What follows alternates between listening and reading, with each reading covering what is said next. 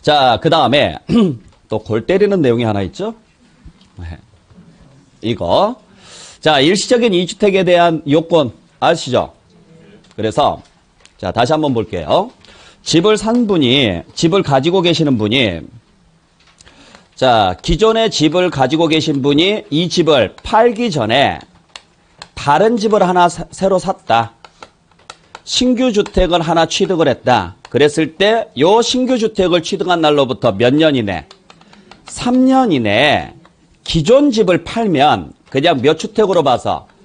1주택으로 봐서 비과세 혜택을 받을 수 있죠. 근데 물론 전제 조건은 요 양도하는 시점에 걸려있는 이 집은 양도하는 주택을 취득한 날로부터 1년이 지난 후에 산 집이어야 돼요. 이건 이제 여러분들 실무적으로는 잘 알고 계시죠? 다만 요 기존 집도 조정 대상 지역에 있는 집이고 요 신규 주택도 조정 대상 지역에 있는 집이었을 때 한해서 그때만 2년 이내 팔아야죠. 요게 작년까지 규정. 무슨 말인지 아시겠죠? 자, 작년까지 규정인데 이번에 바뀐 내용이 이걸 1년으로 바꿨다라는 거죠. 문제는 1년 이내 뭐 해야 되느냐? 일단 들어가야 되고 팔아야 돼요. 네. 그러니까 작년까지는 팔기만 하면 됐어요. 꼭 그 집에 안 들어갔어도 됐다고요. 올해부터는 무조건 일단 그 집에 들어가야 돼요. 전입신고를 해야 된다고요. 그리고 1년 안에 팔아야 돼요. 무슨 말인지 아셨죠? 네. 그래서 이제 전입에 대한 요건하고 양도에 대한 요건이 전부 다 몇 년으로 축소됐느냐? 다 1년으로 축소가 됐어요. 그래서 이제 문제가 생기는 게 물론 전제 조건은 지금 둘 다 무슨 지역에 있어야 돼요? 만약에 둘 중에 하나라도 조정 대상 지역이 아니잖아요. 하나는 조정 대상 지역이고 하나가 조정 대상 지역이 아니잖아요. 그러면 그냥 3년이에요. 그때는. 네. 무슨 말인지 아시겠죠? 네. 그러니까 둘 다 조정 대상 지역에 있어야 돼요. 그랬을 때만 1년 이내 전입해야 되고 그 다음에 1년 이내 뭐 해야 돼요? 양도를 해야 돼요, 이제. 근데 이게 문제가 이 집으로 그러면은 들어오란 소리잖아요. 전입신고 하라는 이야기죠. 근데 이 집에 세입자가 남아있어요. 이 집에. 그러니까 내가 이 집을 샀으니까 누군가는 이 집을 나한테 팔았잖아요. 근데 그 전에 판 사람하고 여기 세입자하고 지금 계약관계가 있죠. 그래서 아직 세입자가 안 나가요. 그러면 전입을 못 하잖아요. 무슨 말인지 아시겠죠? 전입을 못 하니까 그때 만약에 임차인이 들어가 있다면 기간을 2년으로 연장해줘요. 임차인이 있다면. 근데 저도 지금 이건 좀 약간 애매한 게 하나 있어요. 전입은 2년으로 연장해 줬는데 요거 파는 것은 그대로 1년이에요. 자, 그러면 이제 문제는 1년 이내 팔았는데 아직 남아 있어서 못 들어가요. 그럼 나 어디로 가야 돼요? 길거리에 나 앉아야 돼요. 근데 이 말이 지금 없어, 현재. 그래서 저도 이건 가끔 질문하시는데 아니 만약에 그러면 여기 세입자가 있어서 내가 1년 안에 전입을 못 들어가는데 이 집으로 못 들어가는데 이거 1년 안에 팔으라고 하면 나 어디로 갑니까? 그 질문을 가끔 하시는데 저도 답변을 못 하겠습니다. 그러니까 하지 말라는 이야기예요. 그러니까 지금 저도 그걸 계속 찾아보고는 있는데 거기에 대한 어떤 내용이 지금 현재 없어요. 그냥 이야기만 이렇게 나와 있어요. 규정상. 그래서 여기서 저희가 2년을 한도로 한다라고 지금 적어놨잖아요.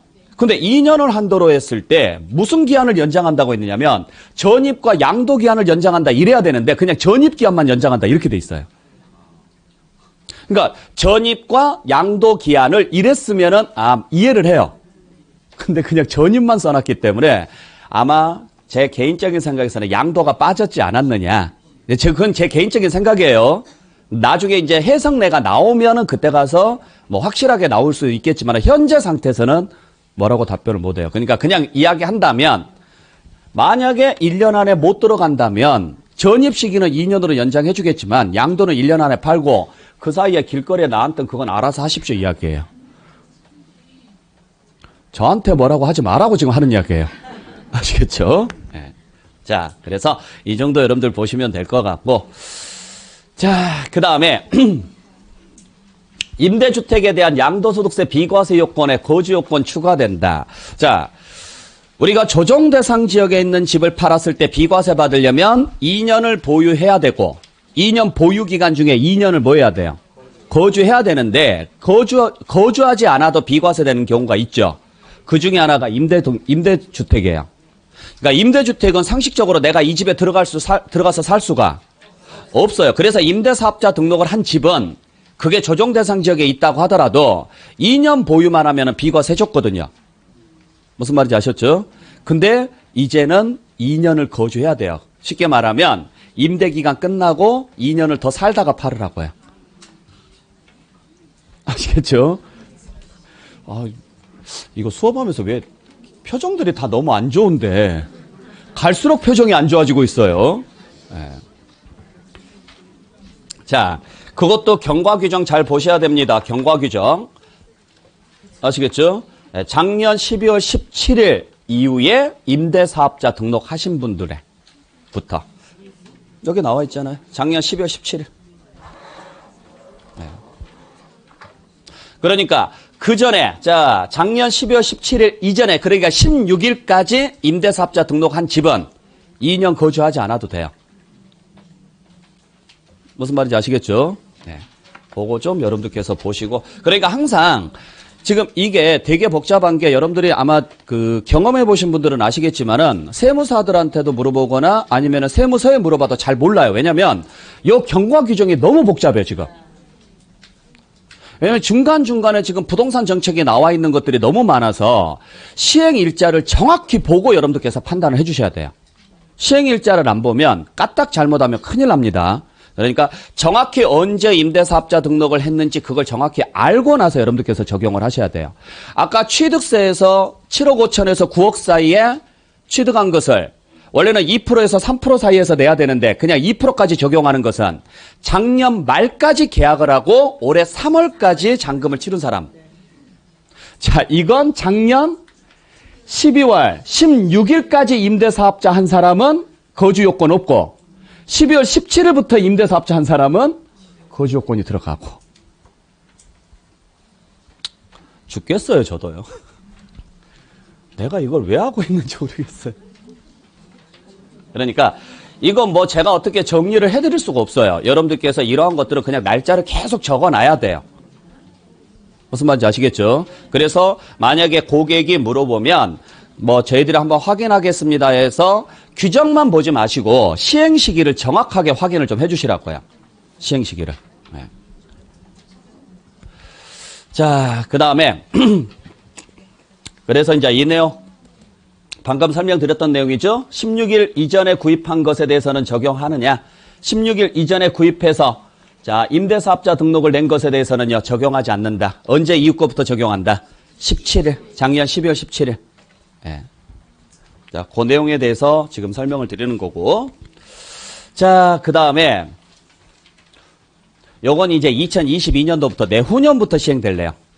네, 내후년부터 시행될 내용인데 재밌는 내용이 뭐냐면 그냥 이건 참고로 알고 계세요. 지금은 의미가 없는 내용이니까. 현재 지금 이제 이렇게 하겠다라고 해서 이미 나와 있고 그게 시행이 될지 안 될지는 또 올해 연말에 가봐야 알고 또 가봐야 언제든지 법은 바뀔 수 있으니까. 아셨죠? 그러니까 우리가 주택에 대해서 단독주택에 한해서입니다. 지금 이거. 어차피 아파트는 의미가 없어요. 아파트는 부스토지가 없으니까. 대지권으로 들어가잖아요.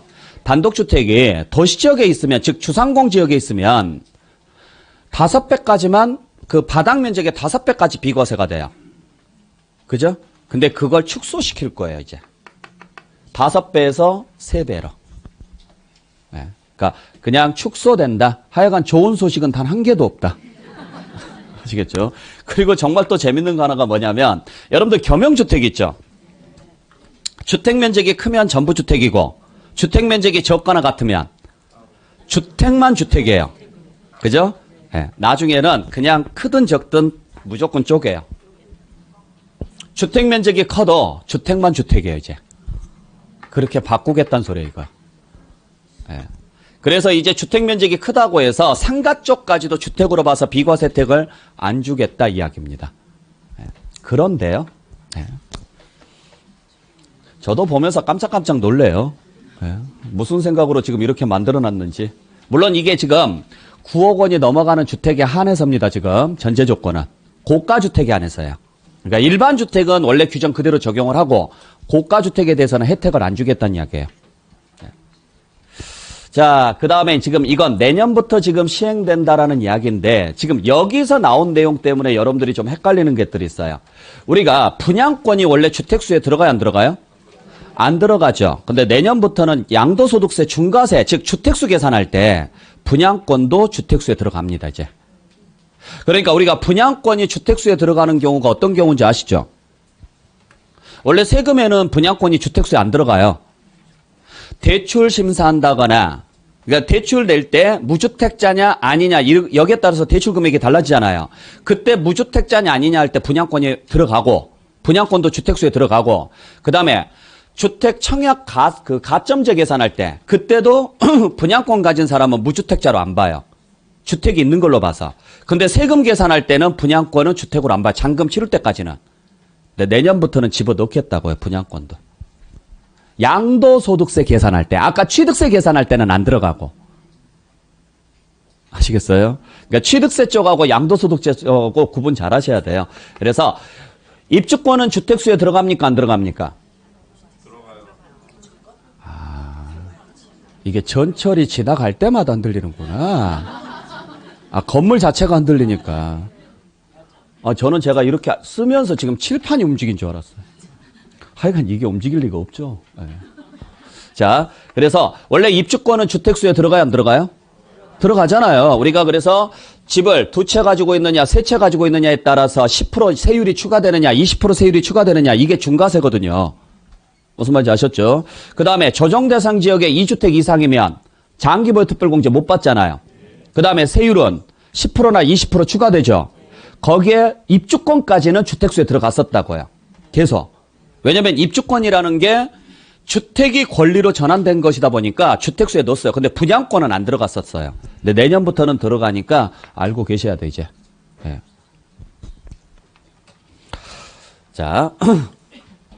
그리고 이것도 내년부터 뭐 시행한다라는 지금 이야기가 있죠?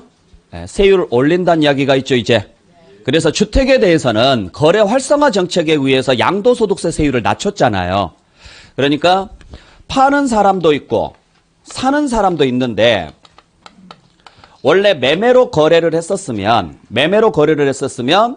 사는 사람은 원래 4%를 내야 되고 파는 사람은 1년 미만이면 50%, 2년 미만 보유했으면 40%, 2년 이상 보유했으면 6에서 42% 이렇게 갔었다고요. 무슨 말인지 아셨죠? 근데 자, 집을 거래를 했다. 주택을 거래하게 되면 4%가 아니라 1%에서 3% 사이에서 잡아줬잖아요. 물론 3주택 이하였을 때 집을 사서 3개 이하가 되면은 이걸 적용한다고요. 그 말은 집을 거래할 때 세금 무서워서 못 사겠습니다. 이런 소리 하지 말라는 거예요. 세율 줄여줄 테니까.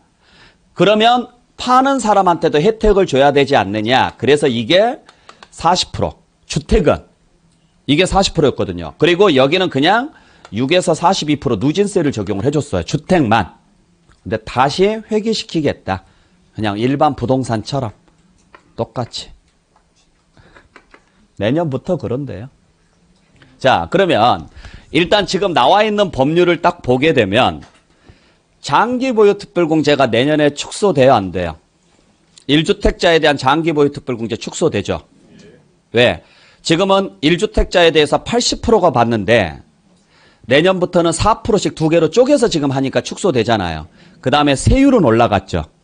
그러니까 올해 팔아라 이야기예요. 쉽게 말하면. 네. 근데 어떻게 될지는 모르겠어요. 내내 이렇게 협박해놓고 나서 이제 매물이 쏟아져 나오면 실질적으로 지금 보유세 늘어났잖아요. 그러니까 취득세 부담은 조금 늘어나긴 했어요. 주택에 대해서 취득세 부담이 7억 5천에서 9억 구간이 늘어나잖아요. 올해 이제 3월 이후부터 취득한 사람에 대해서는 4월부터 취득한 사람에 대해서는 취득세 부담이 늘어나고 그 다음에 양도소득세도 앞으로는 뭐 할 거라는 거예요. 늘어날 거라는 이야기예요. 그러면 이게 무서우면 집을 구입하지 않을 것이고 가지고 있는 사람들은 계속 집을 내놓으려고 할 것이고 지금 아까 우리가 봤던 것처럼 종합부동산세 어마어마하게 늘어났죠. 이제 올해 더 많이 나오죠. 그 다음에 양도소득세도 혜택이 축소되잖아요. 장기보유 특별공제에 대한 혜택이 축소되고 물론 1주택자에 한해서겠지만 그 다음에 세율은 모든 주택에 대해서 세율이 올라가고 내년부터. 쉽게 말해서 올해 안에 집을 정리하십시오. 지금 이런 구조로 지금 가고 있는 거예요. 그러니까 정부가 말하고 싶은 것은 딱 한마디예요. 올해 안에 집 다 정리하십시오. 쓸데없이 가지고 있는 집들은 다 정리하십시오. 지금 그 구조로 가는 거예요. 한마디로 지금 표현하고 있는 게. 뭐, 집 없으면 신경 쓰지 마시고요. 자, 그러니까 지금 여러분들 표정들이 너무 안 좋잖아요. 좋을 리가 없죠. 예. 왜? 뭔 세금을 이렇게 많이 올리느냐 지금 욕밖에 안 나와요. 계속 지금 욕을 하고 싶은데 제가 하지 마라 그러니까 지금 안 하는 거잖아요. 예. 그래서 한시적으로 올해 언제까지 팔면 6월 말까지 처분하면 기존 혜택 그대로 다 주겠다. 모든 혜택 다 주겠다 이야기예요. 예. 그러니까 올해 전반기 내에 다 처분하십시오. 즉 기간을 줬죠 지금. 예. 자, 아직하네요. 안 준 거보다는 낫잖아요. 10년 이상이어도. 예. 그렇단 이야기예요. 그러니까 올해 가지고 계신 분들은 지금 단기간에 10년 안 되신 분들은 애초부터 뭐 할 생각으로 산 걸로 보느냐면 그냥 투기할 생각으로 산 걸로 봐요. 그분들은. 근데 10년 넘었으면은 이런 조정 대상 지역이네 뭐네 이런 거 모르는 상태에서 샀잖아요. 그래서 그분들이 올해 6월 말까지 매각을 하게 되면 그전 종전 혜택을 그대로 주겠다 이야기인데 무슨 이야기냐면 자 우리가 지금 1세대 1주택자가 되면은 장기보유 특별공제 받을 수 있죠? 물론 이제 이 장기보유 특별공제가 2%씩에서 최대 30%까지 받을 거냐 8%씩에서 최대 80%까지 받을 거냐 그건 2년 이상 거주했느냐 안 했느냐에 따라 달라지는 거고 그 다음에 기본공제 뭐 이건 의미 없는 이야기인데 그냥 받을 수 있고 이거 250만 원 해봤자 티도 안 나잖아요. 실무에서 이야기해요 안 해요? 안 하죠.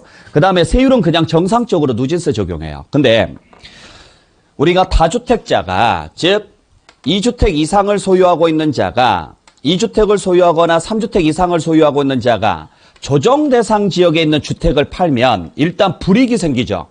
장기보유 특별공제 못 받고 세율이 늘어나요. 그렇죠? 요 두 가지 혜택을 지금 못 받는다고요. 근데 다주택자가 조정 대상 지역이 아닌 지역에 있는 주택을 팔면 그때는 다 받을 수 있어요. 어디에 있는 집을 팔았을 때 못 받는 거예요? 조정 대상 지역에 있는 집을 팔았을 때 못 받는 거예요. 그러니까 여기서 2주택 이상이다, 3주택 이상이다 이건 조정 대상 지역에 있는 집을 말하는 거예요? 전국에 있는 집을 말하는 거예요? 그래요. 전국에 있는 집을 말하는 거예요. 전국에 있는 집. 그러니까 전국에 집이 2채 이상이신 분이 조정 대상 지역에 있는 집을 팔았다. 그러면 이 혜택을 못 받는다고요. 근데 조정 대상 지역이 아닌 지역에 있는 집을 팔았다. 그러면 받을 수 있고. 그래서 예를 들어서 내가 집이 3채 있다. 집이 3채 있는데 A가 있고 B가 있고 C가 있다. 근데 얘는 조정 대상 지역에 있는 집이고 얘도 조정 대상 지역에 있는 집이고 얘는 조정 대상 지역이 아닌 집이에요. 얘를 먼저 팔아요. 얘를. 그러면 그냥 장특공제고 다 된다고요. 근데 얘를 먼저 팔아요. 그러면 장기보유 특별공제는 못 받고요. 기본공제는 솔직히 250이니까 해주나 마나. 그 다음에 세율은 늘어나고 그리고 집이 3채니까 세율은 20% 추가되는 거고. 근데 아까 앞에서 봤던 것처럼 10년 이상 보유한 다주택자가 올해 6월 말까지만 팔면 이것도 해주고 이거 없다고요. 그러니까 장기보유 특별공제 받을 수 있고 6월 말까지만 팔면 그 다음에 세율은 이거 추가 안 한다고요. 요 추가하는 걸 중과세라고 하거든요. 무슨 말인지 아시겠죠? 네, 그 내용을 여러분들이 보시면 돼요. 자, 그 다음에 뭐 이제 요 내용 자체는 올해 이제 신설된 내용인데 별로 여러분들한테는 뭐 도움 안 되는 내용이에요. 네, 도움 안 되는 내용인데 그냥 나왔으니까 한번 말씀드릴게요. 우리가 양도소득세 계산을 어떻게 하는지는 아시죠? 양도가액에서 필요경비를 빼거든요. 그때 필요경비가 뭐가 들어가느냐면 취득가액하고 기타 경비가 들어가요. 자본적 지출액이나 양도비 같은 게 들어가요. 그래서 양도 차익을 구한 다음에 세금 계산이 들어가죠. 그럴 때 팔 때는 매매로 팔고 살 때는 신축한 사람이에요. 그러니까 신축한 걸 매매로 판 사람이 양도가액은 실거래로 잡았는데 취득가액도 원래 실거래로 잡아야 되거든요. 신축에서 실거래가 뭐냐면 신축비용이에요. 근데 그걸 증명 못하면 추계로 가요. 매매 사례가나 감정가로 가는데 신축은 없어요. 신축은 매매 사례가는 나올 수가 없어요. 그러면 감정가나 아니면 환산가로 가야 돼요. 그래서 만약에 이걸로 갔다면 나중에 쭉 세금 계산해서 세금 나왔을 때 이 금액의 5%를 추가합니다. 이 금액의 5%를. 그래서 요 감정가나 환산가액의 5%에 해당하는 금액, 요 금액을 가산세로 해서 추가된다라고 알고 계셔야 돼요. 그것도 몇 년 안에 팔았을 때냐면 5년 이내에 팔았을 때 한해서요. 5년 이내. 그러니까 쉽게 말해서 집을 신축한 사람이 만약에 팔았다. 자, 신축업자들을 이야기하는 거잖아요. 내가 집을 신축을 했다 또는 집을 증축을 했다. 그러면 나중에 양도소득세 신고할 때 그 신축 비용 가지고 신고를 해야 되는데 5년 이내 팔면 5년 이내 팔았는데도 불구하고 신축 비용으로 신고 안 하고 감정가나 환산가로 신고하는 사람들이 있어요. 왜 그런지는 아시죠? 이게 더 높게 잡히니까 그래요. 이게. 그러니까 실제 신축 비용보다 얘가 더 높게 잡혀요. 평균적으로. 그러면 여러분들 같으면 경비가 높은 게 좋아요? 낮은 게 좋아요? 그래서 일부러 얘로 가는 사람들이 있다고요. 그거 세무서에서도 알아요. 아, 당신들이 원래 신축 비용으로 가면 이게 너무 낮게 잡히니까 세금 많잖아요. 그래서 일부러 환산가로 가거나 감정가로 가요. 근데 5년 안에 팔면 솔직히 말해서 너무한 거 아닙니까? 얼마 되지도 않았는데 이걸 입증도 못 한다라는 건 말이 안 됩니다. 그런데도 불구하고 굳이 이걸로 가겠다면 진짜 이게 없다고 하더라도 그런 거에 관계없이 일부러 세금을 줄이려고 이 금액으로 간 걸로 봐요. 그러면 얘가 원래 10억에 지었는데 이걸로 가면 15억으로 간다라고 가정을 할게요. 그러면 15억 원으로 가게 되면 5억만큼이 세금이 줄어들죠. 그러면 세금도 이것도 줄어들 거 아니에요. 대신 이 금액의 5%를 때리니까 결국에는 최종 금액은 늘어나요. 최종 금액은. 그러니까 내가 신축한 게 있는데 아직 5년 안 됐는데 이번에 팔았을 때 그러면 뭘로 신고를 해야 될까? 그냥 신축 비용으로 신고를 하셔야 되는 게 맞고, 만약에 감정가나 환산가로 계산을 하게 되면 여러분들이 내야 될 세금의 무조건요. 요 세 개 5%가 아니에요. 가액의 5%니까 어마어마하게 센 거예요. 가액의 5%니까. 그래서 얘가 만약에 내가 15억에 지은 거예요. 15억에 팔았어요. 그러면 15억에서 15억 빼면 얘 0 나오죠. 그래도 얘 때문에 세금 내야 돼요. 여기에 5%면 얼마예요? 7,500만 원이에요. 이거 세금 내야 된다고요. 그러니까 얘를 올리면 올릴수록 세금은 줄어들지만 가산세가 늘어나니까 결국에는 최종 세금은 늘어나요. 그러니까 만약에 혹시라도 신축하신 분들이 집을 팔려고 하거나 상가 등을 팔려고 했었을 때는 5년 안에 팔면 되도록이면 이걸로 가지 마시고 이걸로 가시고, 5년 지나서 팔 거면 얘랑 비교해서 더 높은 걸로 신고하셔도 되고, 그러니까 5년 지나면 선택이 가능하지만 5년 안에 팔면 그냥 이걸로 가라는 이야기예요. 근데 그게 작년까지는 얘로 갔을 때만 적용을 했는데 그러다 보니까 신축업자들이 다 감정가를 미리 받아놔요. 그러면 감정평가법인에 가서 감정가를 높게 받아 놓을 거 아니에요. 그죠? 높게 받으면 취득가액이 높게 잡히니까 세금이 적잖아요. 하도 그런 사람들이 많아서 올해부터 얘가 추가된 거예요. 그래서 감정으로 간다거나 환산가로 가면 그 금액에 몇 프로를 추가하도록 돼 있느냐? 5%를 추가한다라고만 알고 계시면 돼요. 네. 자, 그래서 여기까지 여러분들 정리하시고 잠시 쉬었다가 마무리 정리하겠습니다.